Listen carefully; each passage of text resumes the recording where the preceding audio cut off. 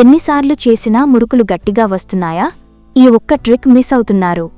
అయితే ఈ వీడియో చూడండి. హాయ్ హలో అందరికీ నమస్తే. మన రాధిక వంటశాలకు స్వాగతం.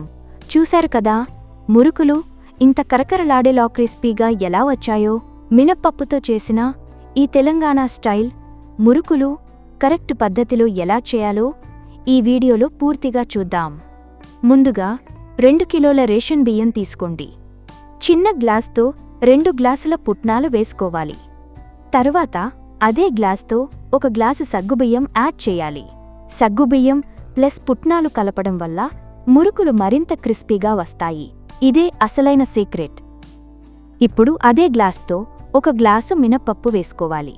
మినప్పప్పు ఎక్కువైతే పిండి జిగురుగా అయి మురుకులు ఒత్తుకోవడానికి ఇబ్బంది అవుతుంది.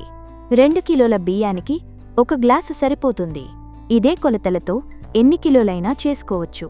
ఇప్పుడు ఈ మిశ్రమాన్ని బాగా కలిపి గిర్నిలో మెత్తగా పిండి పట్టించాలి.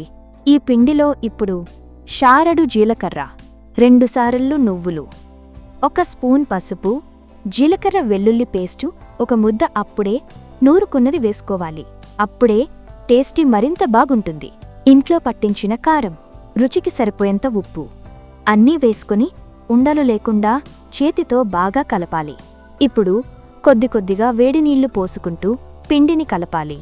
వేడినీళ్లు వాడితే మురుకులు గుల్లగా క్రిస్పీగా వస్తాయి. కొద్దిగా వంట సోడా వేసుకుంటే మురుకులు ఇంకా క్రిస్పీగా వస్తాయి.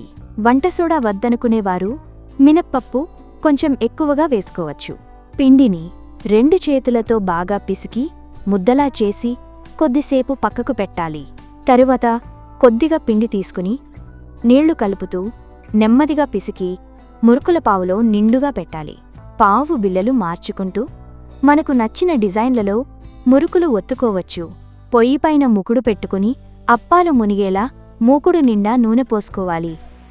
ఇప్పుడు అప్పాల పావుతో మీడియం హీట్లో ఉన్న నూనెలో డైరెక్ట్గా స్లోగా మురుకులను ఒత్తుకోవాలి. ఇవి ఒకటికి తగలకుండా ఒకటి పోసుకుంటే అతుక్కోకుండా ఉంటాయి. కొద్దిసేపటైనాక అప్పాలు పైకి తేలిన తర్వాత మరోవైపుకు తిప్పుకోవాలి. గోల్డెన్ బ్రౌన్ కలర్ వచ్చే వరకు నెమ్మదిగా వేయించాలి. జల్లిగంటతో నెమ్మదిగా ఒక్కొక్కటి తీసుకోవాలి. వేయించిన మురుకులను ముందుగా ప్లేట్లో వేసి నూనె ఇంకిన తర్వాత తట్టలోకి మార్చాలి. పూర్తిగా చల్లారిన తర్వాత గాలి చొరబడని డబ్బాలో నిల్వ పెట్టుకోవాలి. ఇలా కరకరలాడే తెలంగాణ మినప్పప్పు మురుకులు రెడీ. ఈ వీడియో మీకు నచ్చింది కదా? ఈ రెసిపీ మీ ఇంట్లో చేసి ఎలా వచ్చిందో కామెంట్లో చెప్పండి. Like and subscribe my channel. Tata, bye bye.